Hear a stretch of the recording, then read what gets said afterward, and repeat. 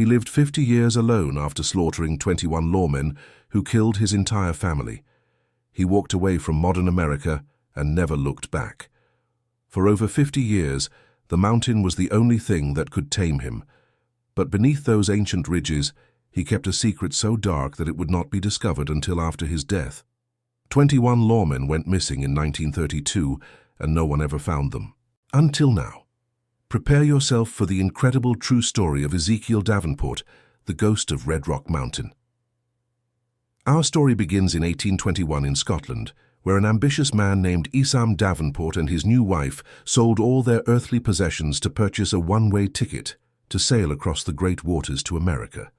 The dangerous voyage would take almost 10 weeks, the wooden ship pitching and rolling through storms that made passengers pray for deliverance, many of them wondering if they would ever see land again.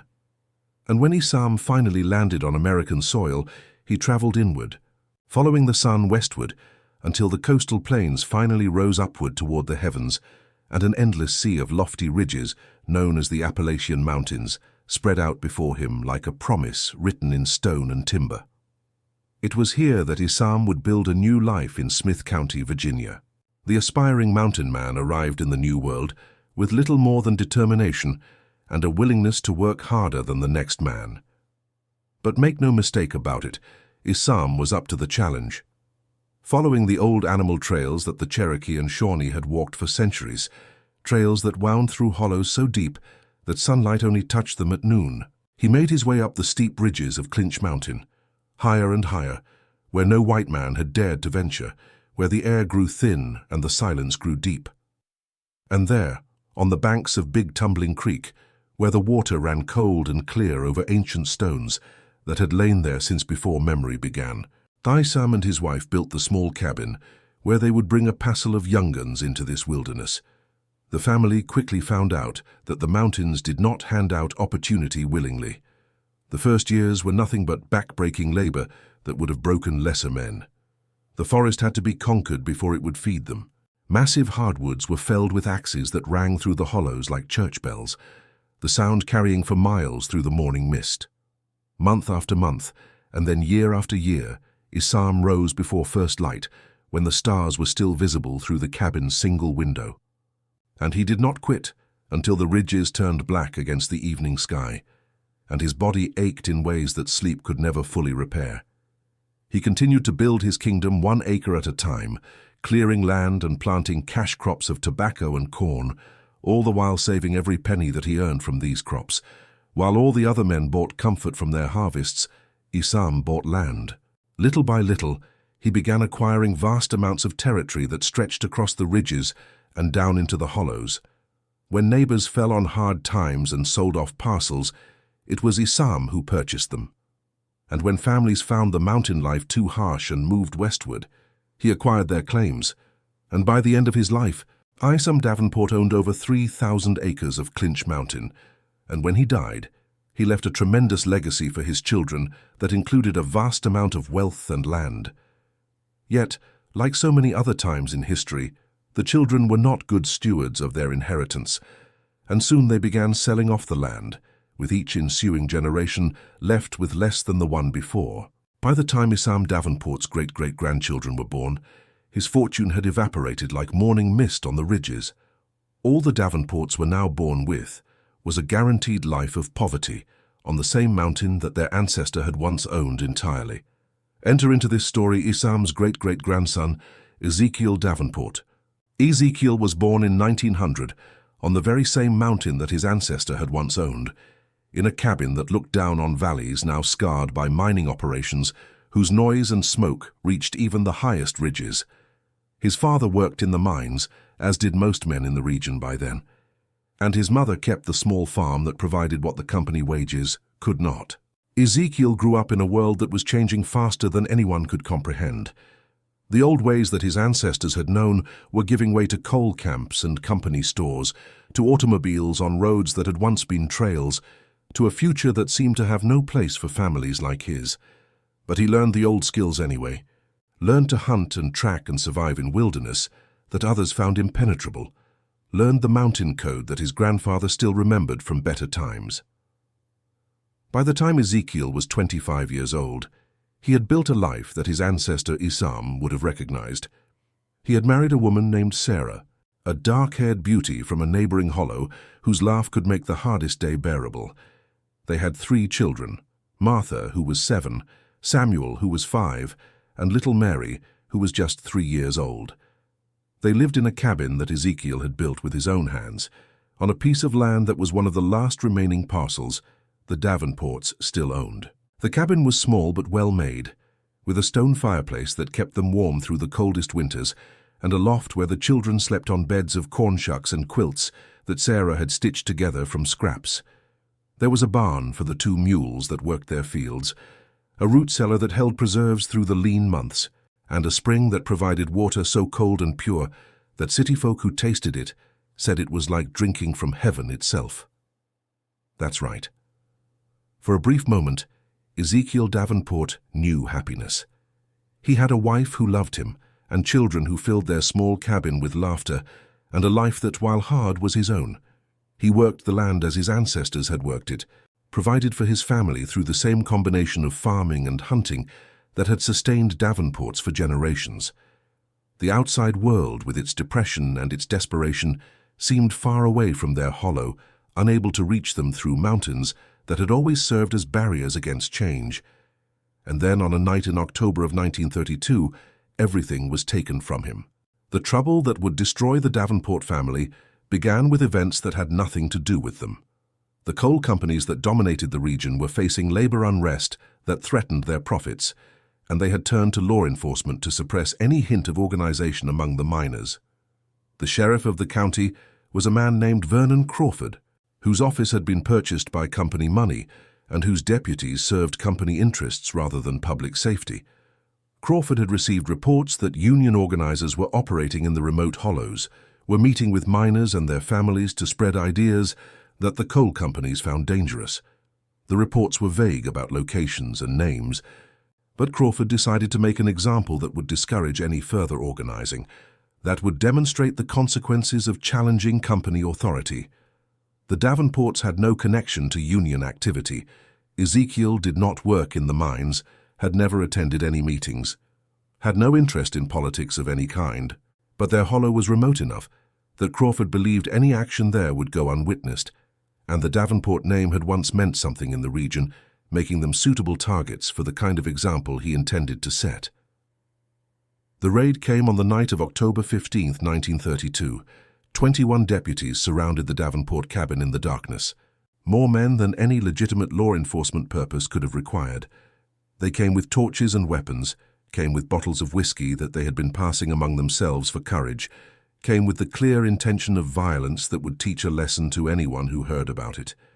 Crawford himself led the operation, wanting to witness the example he had ordered, wanting to see the fear in the eyes of those he intended to break. He had done this before, had terrorized families throughout the coal region, had always found that overwhelming force and unexpected violence produced results that more civilized methods could not match. Ezekiel was away from home that night. He had traveled to a neighboring county to trade furs and would not return until the following evening. His absence was not known to Crawford, who expected to find a man he could beat into confession, whose punishment would serve as warning to others. Instead, the deputies found only Sarah and the 3 children, sleeping peacefully in a cabin that had always felt safe. The sound of the door being kicked in woke Sarah, who emerged from her bedroom to find her home filled with armed men whose intentions were written in their faces. Martha, Samuel, and Mary appeared behind her, the children's eyes wide with terror at the sight of strangers with torches and guns filling the only home they had ever known. What happened that night would be reconstructed only from evidence that survived, and from the confession that Ezekiel would eventually make decades later. The deputies broke down the door of the cabin, expecting to find a union organizer, but finding instead a woman and her children. Sarah tried to protect them, tried to explain that they knew nothing about any union, tried to reason with men whose purposes did not include reason. "Where's your husband?" Crawford demanded, his voice carrying the authority of someone accustomed to obedience. "Where's the meeting place? Who else is involved?" "I don't know what you're talking about," Sarah replied, her voice steady despite her fear. "My husband is a farmer. He doesn't go to meetings. We don't have anything to do with any union." Crawford did not believe her, or perhaps he did not care whether she was telling the truth. The example he intended to set did not require actual guilt, only sufficient suffering to discourage others. He gave orders that his deputies obeyed with an enthusiasm that revealed how little humanity remained in men who had sold themselves to company interests. The deputies had been drinking, fortifying themselves for work they knew would require the dulling of conscience. When they found no man to serve as their example, they decided that the family would serve instead. What followed was violence that no chronicle should record in detail, suffering that the mountains themselves seemed to absorb, screams that echoed through the hollow until they finally stopped. They killed Sarah first, while the children watched. The things they did to her before she died were designed to demonstrate the absolute power that badges and company backing provided, to prove that no one in these mountains was beyond their reach. Martha tried to protect her younger siblings, putting herself between the deputies and the smaller children, showing courage that should have earned her decades of life, but that instead earned her only a quicker death. Then they turned their attention to the little ones, Samuel, 5 years old, whose greatest achievement had been learning to write his name just weeks before. Mary, just 3, who still slept with a rag doll her mother had made from scraps. Small lives that meant nothing to men whose humanity had been surrendered to company wages, whose consciences had been drowned in whiskey and justified by badges. All of them gone by the time the deputies finished their work and set fire to the cabin to conceal what they had done. Crawford watched the flames rise with satisfaction, believing that his example would spread through the hollows as news of the fire reached other families, that the fear he had created would protect company interests for years to come. Ezekiel returned the following evening to find his life reduced to ashes and char. The smell of smoke reached him a mile before he could see what had happened, and some part of him knew, before his eyes confirmed it, that everything he loved was gone. The forest had grown silent around him as he approached, as though the trees themselves were mourning what had occurred. He walked through the ruins, calling their names, calling for Sarah, for Martha, for Samuel, for Mary, his voice growing hoarse as the truth became impossible to deny. The cabin was gone, reduced to a pile of char and fallen timbers that still smoldered in places. The barn stood untouched, the fire having been set with careful attention to destroying only the evidence of what had happened inside the house. He found their remains in the ashes. The fire had been thorough, but not thorough enough to destroy everything. He found bones that were too small to belong to adults, found evidence of violence that fire could not conceal, found the truth of what men with badges had done to his family while he was away. The positions of the bodies told a story that his mind refused to accept, but that his eyes could not deny. Sarah had died near the door, perhaps trying to escape, perhaps trying to lead the children to safety. Martha had fallen near her mother, had died protecting the siblings she would never see grow up. Samuel and Mary had been found together in a corner, huddled as though they had tried to hide from horror they could not understand. Ezekiel buried them in the Davenport family cemetery, in 4 graves that he dug with his own hands over 2 days of labor that he would later not remember. The physical work kept his body moving, while his mind retreated to a place where the reality of what had happened could not follow. When the graves were filled and marked with stones that bore no names because he had no tools to carve them, he stood in the cemetery as the sun set and something fundamental changed in him. The neighbors who had heard about the fire came to offer condolences, to bring food that Ezekiel did not eat, to speak words that he did not hear. They told him that there would be no investigation, that the sheriff had already declared the fire accidental, that the deaths of a mountain woman and her children would attract no official attention in a county controlled by company money. They told him to accept what could not be changed, to rebuild his life, to move forward in the way that mountain people had always moved forward after tragedy. Ezekiel listened to their words without responding. He was already planning something that none of them could have imagined. The investigation that Ezekiel conducted himself was patient and thorough. He spent weeks gathering information, talking to people who had seen the deputies riding toward his hollow that night, interviewing witnesses who had heard things they were afraid to report officially. The mountain network of kinship and obligation, which normally kept its silence against outsiders, open to a man whose family had been murdered by those who were supposed to protect them. Within a month, Ezekiel knew the names of all 21 deputies who had participated in the raid. He knew their faces, their routines, their families, their weaknesses. He had constructed a list that he kept in his memory rather than on paper, 21 names that he recited to himself each night before sleep and each morning upon waking. The list had become a prayer, a litany of the damned, a promise to the family that lay in the cemetery on the ridge.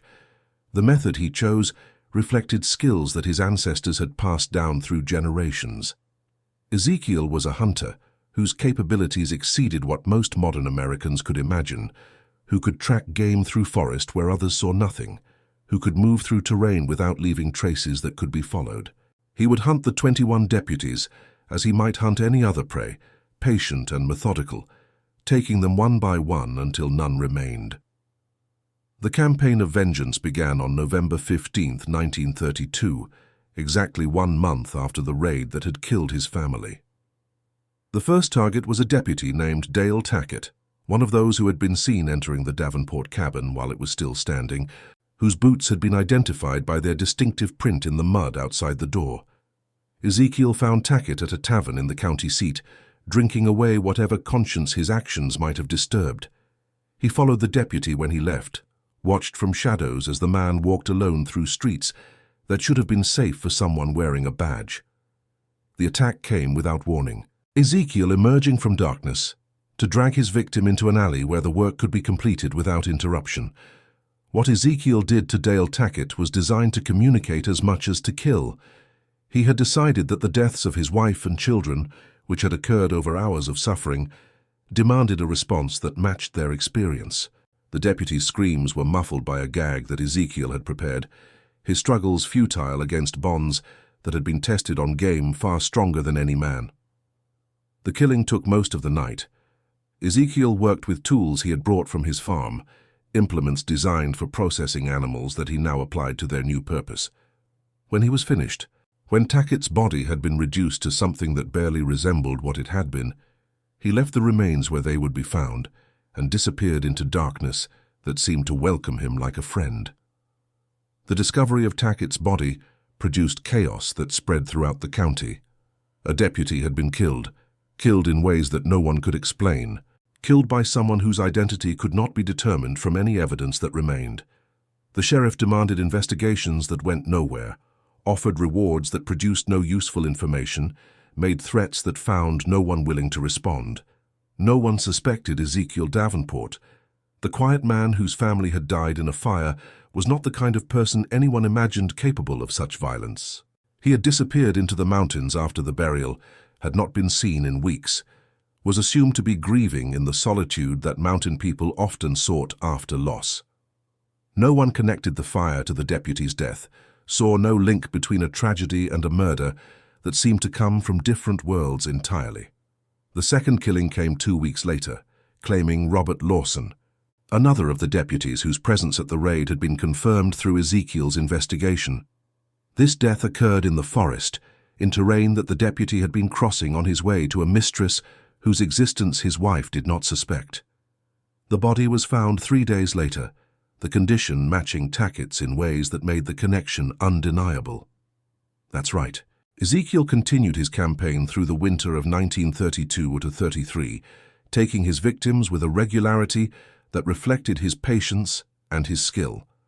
The third killing came in December, the fourth in January, each following patterns that the investigators could recognize but could not predict. The deputies were dying one by one, and no one could determine who was killing them or how they could be stopped. The fear that spread through the sheriff's department was unlike anything the county had experienced. Deputies who had participated in the Davenport raid began to understand that they were being targeted specifically, that someone knew what they had done and was extracting payment. Some fled the county hoping that distance would provide safety. Others grouped together, believing that numbers would protect them. A few resigned their commissions entirely, hoping that abandoning their badges would remove them from whatever list the killer was working through. None of these measures proved effective. Ezekiel tracked the deputies who fled, followed them to other counties and other states, reached them in locations they believed were safe. He penetrated the groups that formed for mutual protection, found moments when individuals were vulnerable, despite the presence of allies. He even killed deputies who had resigned, their former badges offering no protection against a justice that recognized no distinctions between active and retired murderers. The 5th, 6th, 7th, and 8th killings came in rapid succession during the spring of 1933, Ezekiel's pace accelerating as the remaining deputies' fear made them careless. Men who were afraid made mistakes, and Ezekiel exploited each mistake with the precision of a hunter who had been tracking prey all his life. The 9th killing claimed Sheriff Vernon Crawford's chief lieutenant, a man named William Howard, who had been identified as one of those who had personally harmed Sarah before her death. This killing was the most prolonged of any that Ezekiel had yet performed, lasting nearly 2 days in a location so remote that Howard's screams reached no one who might have helped him. When the body was finally found, the condition produced horror that would be spoken of for generations. The 10th through 15th killings cleared most of the deputies who had remained in the county, each death adding to a toll that had begun to seem inevitable. The newspapers had started calling the killer the Clinch Mountain Ghost, attributing the murders to some supernatural force that the rational mind could not accept, but that seemed more plausible than any human explanation. Crawford himself had become a prisoner of his own fear, unable to leave his home without an escort, unable to sleep without armed guards outside his door. He had sent messages to the state police, to the governor, to anyone who might provide the resources to catch a killer who seemed to operate beyond any normal human capability. The responses were inadequate, the resources insufficient, the killer remaining invisible no matter how many men searched for him. The 16th and 17th killings claimed deputies who had been placed under protective custody, men whose locations were supposed to be secret, but whose security could not withstand a hunter who had spent his entire life learning how to reach prey that others could not find. The message was clear. No protection could save those on Ezekiel's list. No distance could place them beyond his reach. No measure could prevent the justice he was determined to administer. The 18th and 19th killings occurred in neighboring counties, claiming deputies who had fled further than any of the others, who had believed that severing all connections to their former lives would make them invisible to whatever was hunting them. Ezekiel found them anyway, his network of information extending through family connections that crossed state lines, his patience allowing him to wait until opportunities presented themselves. By the summer of 1933, only Crawford himself and his 2 most trusted deputies remained alive from the 21 who had raided the Davenport cabin. The sheriff had fortified his home, had surrounded himself with guards recruited from outside the region, had taken every precaution that his resources could provide. His 2 remaining deputies had moved into his compound, preferring the confinement to the vulnerability of their own homes. The trap that Ezekiel prepared for the final 3 was the most elaborate of his campaign. He had spent weeks studying the compound, identifying weaknesses that Crawford's security had not anticipated, planning an approach that would allow him to reach all 3 before any could escape or call for help. The attack came on the night of September 15, 1933, almost exactly 1 year after the raid that had killed his family. Ezekiel penetrated the compound's perimeter by crawling through a drainage channel that the guards had not thought to secure, emerged inside the walls without anyone detecting his presence, moved through darkness toward the house where his final victims slept. The 2 deputies died first, killed silently in their beds before they could raise any alarm. Ezekiel used techniques he had developed over 19 previous killings, techniques that produced death without sound, that left victims unable to resist or call for help. The guards outside the house heard nothing, saw nothing, suspected nothing, until their employer was already dead.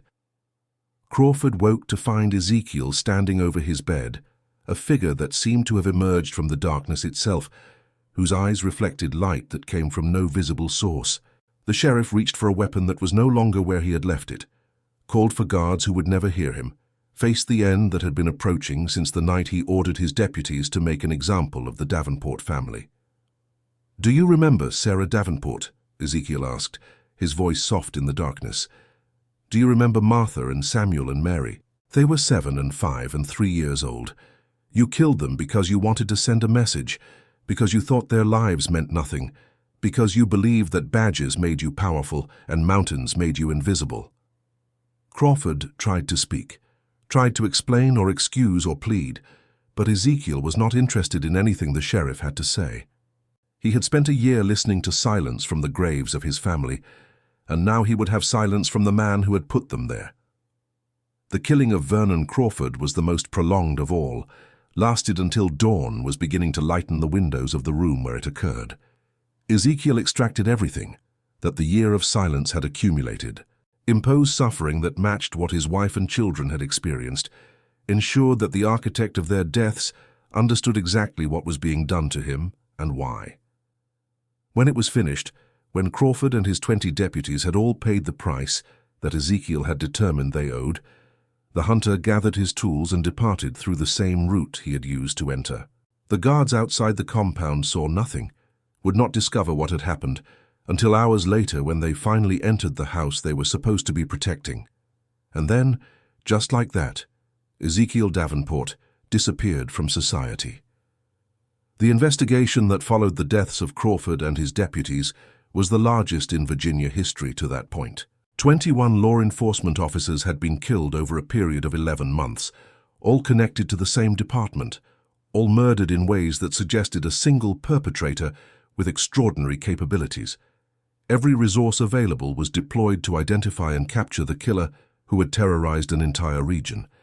But Ezekiel was gone. He had planned his disappearance as carefully as he had planned his killings, had prepared a refuge that no investigation could discover, had severed all connections to the world that had taken everything from him.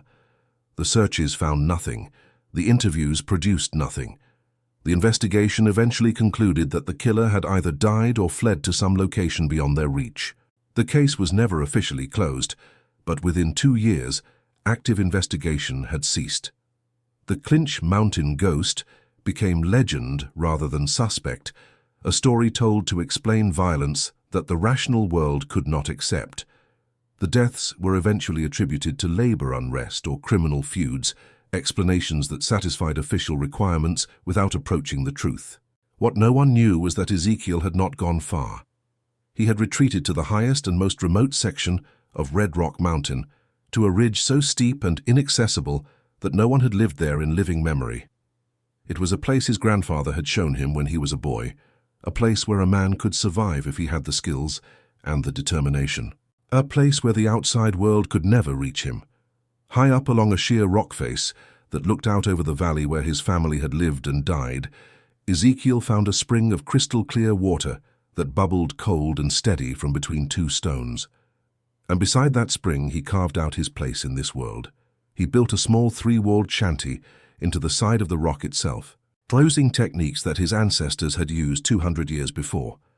One wall was nothing but the mountain, solid stone that would last forever. The roof was rough-cut timber, covered with bark that he had stripped from trees during the right season. The floor was nothing but earth that had been packed hard by his boots, and the door was a frame of oak, covered with deerskin that kept out the wind but little else. The years began to pass.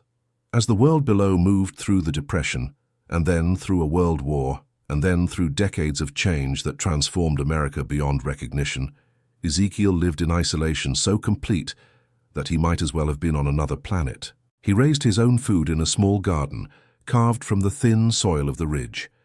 He hunted and trapped for meat, smoking and salting what he could not eat fresh. The forest became his pantry, and the plants of the mountain became his pharmacy. Twice a year, Ezekiel would make the long journey down the mountain on foot. It was a full day's descent over steep ground, then another full day climbing back up. He carried with him ginseng and pelts and wood carvings that he had shaped with his own hands, and on his return he would carry supplies that could not be obtained from the mountain, salt and sugar and coffee that would sustain him until his next journey. He traded for what he needed rather than paying cash, preferring to avoid any transaction that might create records or attract attention. The storekeepers who dealt with him knew him only as a mountain man who appeared twice a year like clockwork, who spoke little and who paid fair prices for honest goods. They did not know his name or his history, and Ezekiel made certain that they never would. Ezekiel watched from his refuge on top of the mountain as the decades came and went. The 1930s bled into the 1940s, when the world went to war and the mines below worked overtime to fuel the conflict. The 1950s brought automobiles that he could sometimes hear on distant roads. The 1960s and 1970s brought changes that Ezekiel learned about only through the old newspapers he sometimes found. But Ezekiel remained on his mountain. Each night, he would climb to the cemetery where he had buried Sarah and Martha and Samuel and Mary, would sit with them for hours, would tell them about the world that continued to turn without them. He had carved proper markers for them over the years, stones that bore their names and the dates of their lives, that would preserve their memory long after he was gone.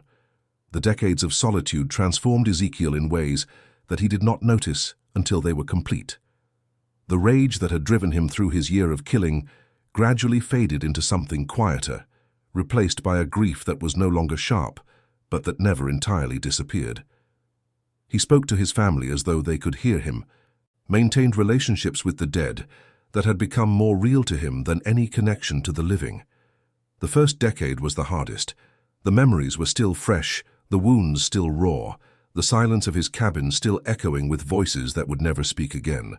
He would wake in the night reaching for Sarah, would set the table for 5 before remembering that he ate alone, would hear Martha's laugh in the wind and Samuel's questions in the birdsong, and Mary's crying in the sound of the creek below his camp.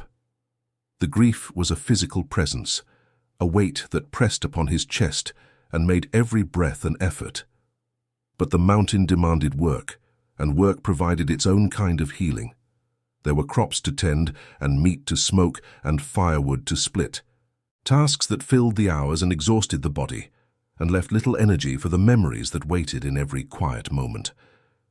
Ezekiel threw himself into the labor of survival, built his homestead into something his ancestors would have recognized, created a life that was entirely self-sufficient and entirely alone. The second decade brought a kind of peace that he had not expected. The routine of mountain living had become so familiar that he no longer had to think about it, could perform the necessary tasks while his mind wandered through memories that had softened with time.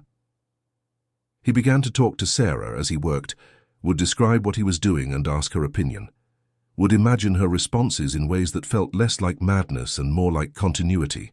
He carved toys for children who would never play with them, small horses and dolls that he placed on the graves during his nightly visits.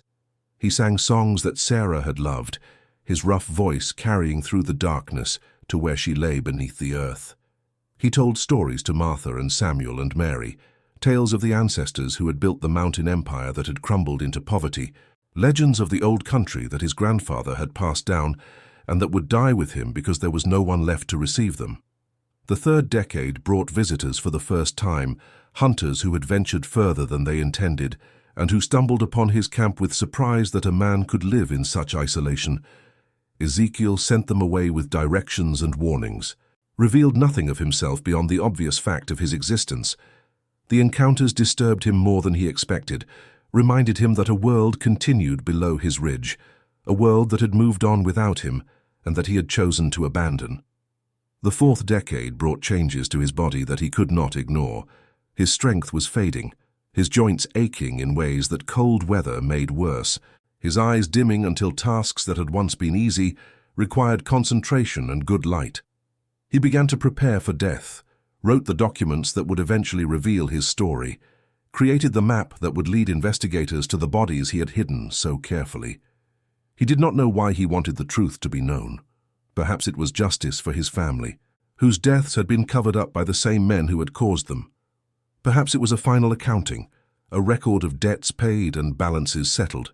Perhaps it was simply the need to be understood, to have someone know why a man had killed 21 others and then disappeared for 50 years. Whatever the reason, he wrote with care and precision, sealed the documents against time and weather, and waited for the death that would release them. By the 1970s, Ezekiel had lived alone on the mountain for over 40 years. His hair had turned white, his body had bent with age, but his strength remained sufficient for the life he had chosen. He still rose before dawn and worked until dark, still provided for himself through skills that most people had forgotten existed, still maintained the independence that had been his purpose from the beginning. The routine of his days had become almost sacred, each task performed in the same order and at the same time, a ritual that connected him to the decades that had passed and to the family he visited each night. He woke before first light, built up the fire that had burned low during the night, prepared a simple breakfast of cornmeal mush or fried meat. He worked through the morning on whatever task the season required, planting or weeding or harvesting or preserving, hunting or trapping or processing hides. Afternoons were for the smaller tasks, the mending and carving and maintaining, that kept his simple life functional. He made his own clothes from animal skins and woven bark, repaired his tools until they could not be repaired anymore, and then made new ones, kept his shelter weatherproof through constant attention to details that weather was always trying to exploit. Evenings were for his family. As the sun began to set, Ezekiel would climb the ridge to the cemetery where Sarah and the children lay, would sit among the graves he had tended for 4 decades, would speak to them as though they could hear every word. He told them about his day, about the weather and the animals and the small events that made up a life of solitude. He sang to them, the old songs that Sarah had loved, his voice rough but steady in the gathering darkness. And then, in 1978, his solitude was interrupted for the first time in decades. A young hiker named Peter Sullivan, who had ventured far off any marked trail while exploring the remote sections of the Virginia mountains, stumbled upon Ezekiel's camp while searching for water. The old man he found there seemed to have emerged from another century, living in conditions that the modern world had abandoned generations before. Sullivan was a writer, working on a book about wilderness survival, and he recognized immediately that he had found something extraordinary. At first, Ezekiel was hostile to the unexpected visitor, ordered him to leave in words that left no room for negotiation. The rifle in his hands added emphasis to the direction, and Sullivan retreated quickly, uncertain whether the old man was dangerous or merely protective of his privacy. But Sullivan was persistent in ways that Ezekiel had not encountered in decades. He returned the next day, unarmed and bearing gifts of coffee and tobacco, sat at the edge of Ezekiel's camp, and simply waited. Hours passed while the old man went about his work, ignoring the visitor who showed no sign of leaving. Finally, as evening approached, something in Ezekiel softened. Perhaps it was loneliness that he would never have admitted to feeling. Perhaps it was curiosity about the world he had left behind so long ago. Perhaps it was simply the recognition that his years were growing short and that someone should know his story, even if they could not know all of it. "You can stay the night," Ezekiel said, his voice rusty from disuse, "but you leave in the morning, and you don't come back." Sullivan stayed for a week. He listened as the old man described a life of self-sufficiency that seemed impossible in the modern age, watched as Ezekiel demonstrated skills that had been passed down through generations and that would die with him. He asked questions that Ezekiel answered carefully, revealing enough to satisfy curiosity while concealing the darkness that lay beneath. The hiker stayed for several days, fascinated by the old man's way of life and by hints of a history that Ezekiel would not fully reveal. When he finally departed, he carried with him stories that would eventually attract attention from journalists and historians who were documenting the remnants of traditional Appalachian life. The first article appeared in a regional magazine in 1980, describing a hermit who had lived alone on Red Rock Mountain for nearly 5 decades, who maintained skills and traditions that the modern world had forgotten. The article attracted more attention, drew more visitors, and eventually brought Ezekiel Davenport to the attention of a wider audience that found his existence both inspiring and incomprehensible. National Geographic published a feature about him in 1982, calling him one of the last true mountain men and documenting his self-sufficient lifestyle in photographs that captivated readers across America. The images showed an old man whose face carried the weathering of decades exposed to the elements, whose hands were gnarled but still capable, whose eyes held depth that the camera could capture but not explain. Ezekiel became famous in ways he had never sought and did not want, a symbol of independence and self-reliance that spoke to people who felt trapped by modern life. Visitors began making pilgrimages to his ridge, climbing trails that Ezekiel had never intended anyone to find, seeking wisdom from a man they believed had discovered something that the modern world had lost. He received them with varying degrees of tolerance, answered their questions about survival and solitude, accepted the supplies they brought as payment for his time. He never told any of them the truth. He spoke about his childhood and the mountain skills his grandfather had taught him. He philosophized about independence and the price of modern convenience. He became the subject of articles and documentaries that celebrated his way of life, without ever knowing the darkness that had driven him to it. He never spoke of Sarah or Martha or Samuel or Mary. He never mentioned Vernon Crawford or the 21 deputies. He never revealed that the peaceful hermit everyone admired had once been a killer whose campaign had terrorized an entire county. Some secrets Ezekiel had decided long ago would go with him to his grave. Only one visitor ever came close to the truth.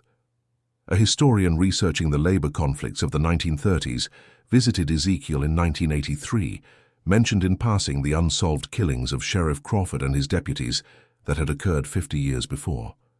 Ezekiel's face remained impassive, betraying nothing, but the historian noticed that the old man's hands had tightened on the rifle he always kept nearby. "Strange case, that one," the historian said, watching Ezekiel carefully. 21 lawmen killed over a year, and no one ever figured out who did it. Some people thought it was union violence, but the killings were too personal, too precise. Whoever did it knew exactly what they were doing. "Mountains keep their secrets," Ezekiel replied, his voice neutral. "Always have, always will." The historian left without learning anything more, but he made a note in his journal that the old hermit had shown unusual interest in a topic he claimed to know nothing about. The note would prove significant years later when the truth finally emerged. Ezekiel Davenport, 1900. Born on Clinch Mountain, battered and worn. Built a family in a hollow so green, sweetest life the hills had ever seen.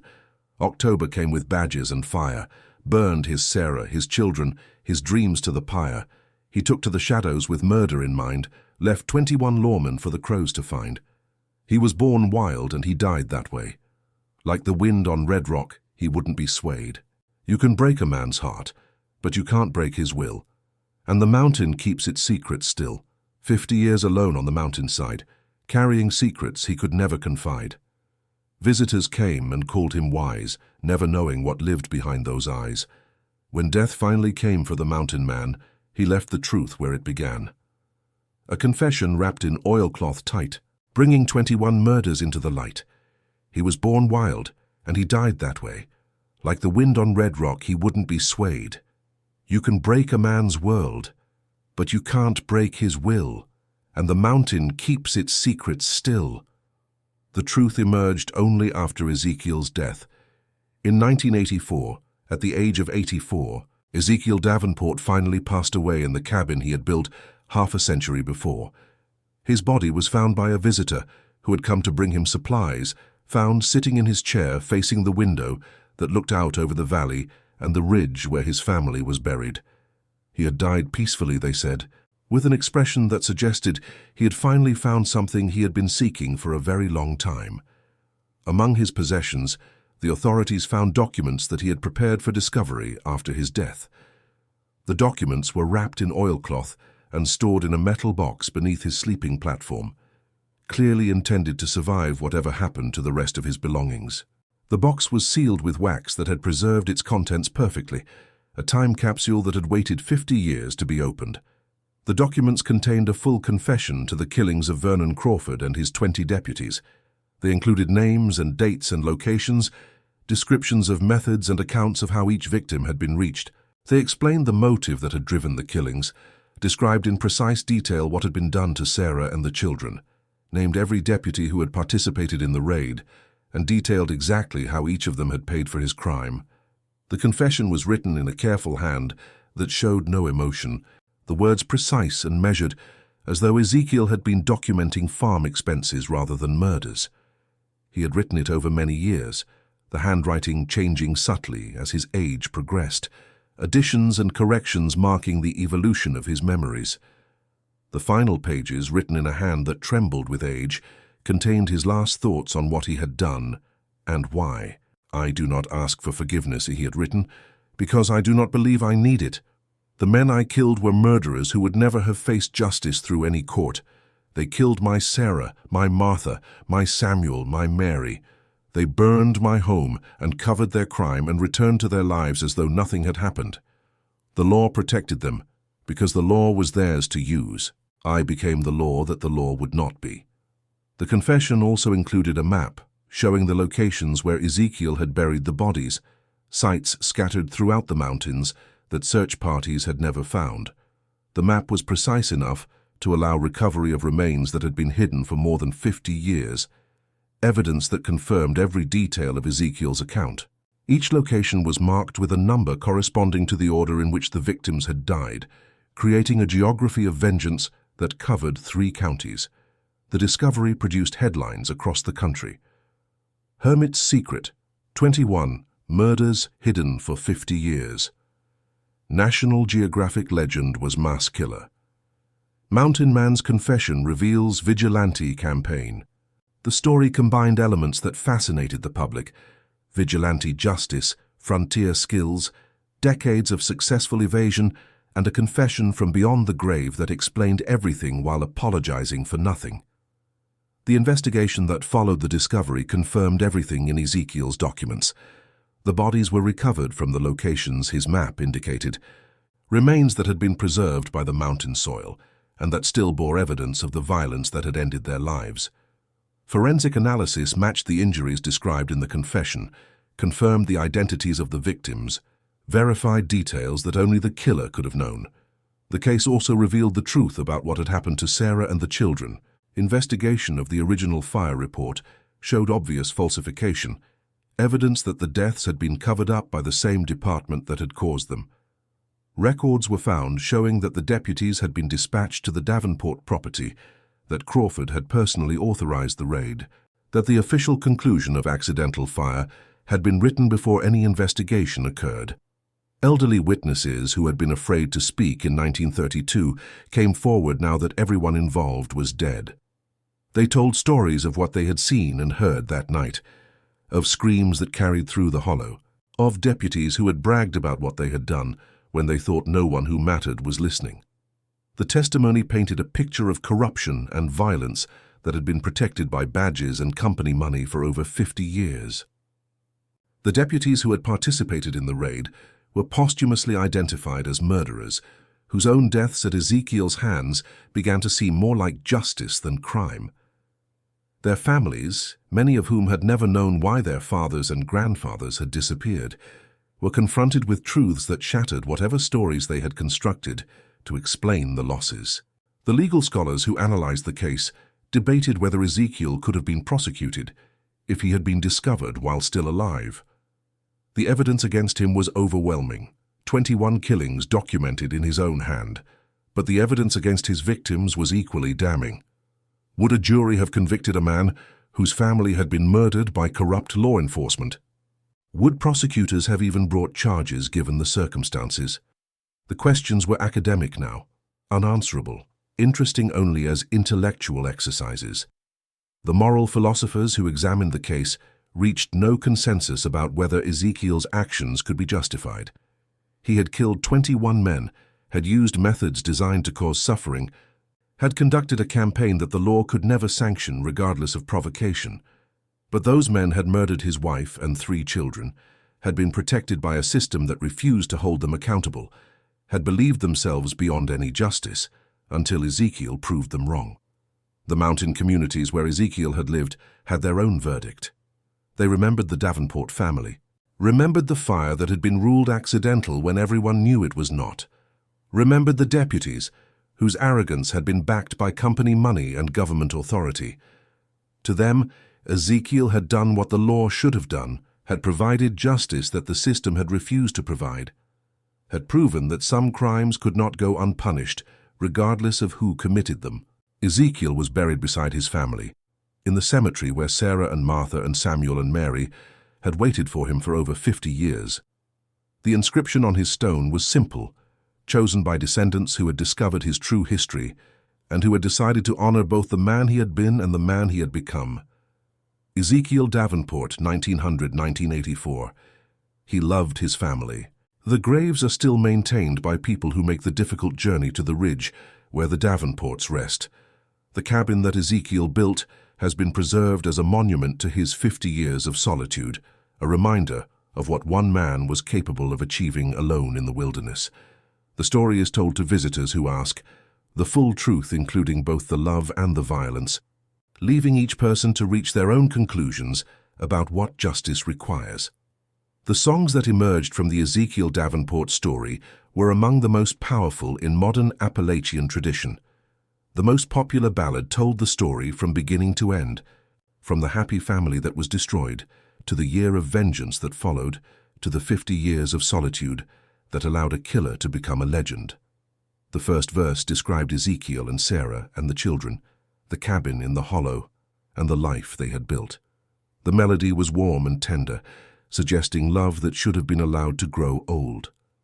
The second verse described the raid, the deputies with torches and badges, the violence that ended everything. The melody turned dark and terrible, the notes carrying weight that seemed impossible for music to bear. The third verse described the year of vengeance, the 21 deputies falling one by one, the killer who could not be caught. The melody became something relentless, something that suggested inevitability that nothing could prevent. The fourth verse described the 50 years of solitude, the hermit on the mountain, the secret that no one suspected. The melody softened here, became almost peaceful, suggesting the strange contentment that Ezekiel had found in his isolation. The final verse described the truth that emerged after death, the confession that revealed everything, the justice that had been achieved and concealed. The melody did not resolve, leaving listeners in uncertainty about how to feel about a man who had been both murderer and victim, both avenger and hermit, both celebrated and condemned. What about you, my friend? Would you make that journey to stand at the graves where Ezekiel rests beside the family he avenged, to read the inscriptions that promise they are together again? Would you walk through the cabin where he lived alone for 50 years? Would you try to understand how a man could carry such secrets for so long? The journey to Red Rock Mountain is easier now than it was in 1932. The roads paved and the trails marked, the world more accessible than it was when Ezekiel Davenport began his campaign of vengeance. But the mountains remain, ancient and patient, holding their memories close like they hold the morning mist and the evening shadows. The graves of families and avengers rest in those mountains, and the stories of what was done and what was done in response echo still through hollows that have witnessed both crimes and their answers. The mountains keep their secrets, but not this one.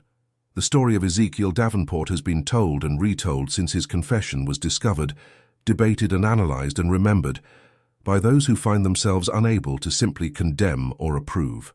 It is a story about what happens when law enforcement kills a family and faces no consequences, when a man decides that justice must be achieved outside any courtroom, when 50 years of solitude allow a killer to become a legend before his true nature is revealed. And that, my friend, is the true story of the man who lived 50 years alone after slaughtering 21 lawmen, who killed his entire family, who kept his secret until death and then revealed everything, who proved that the mountain code of justice still had power in an age that thought it had moved beyond such things.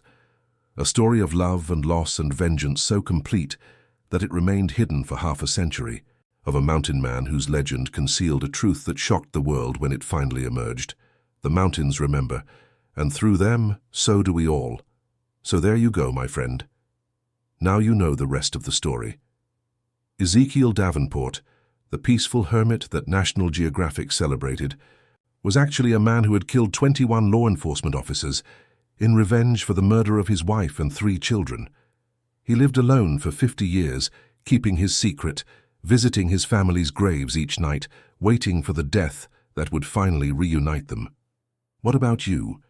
In a world that sometimes fails to provide justice, have you ever wondered what you might do if everything you loved was taken from you? Could you live as Ezekiel did, alone with your memories and your secrets?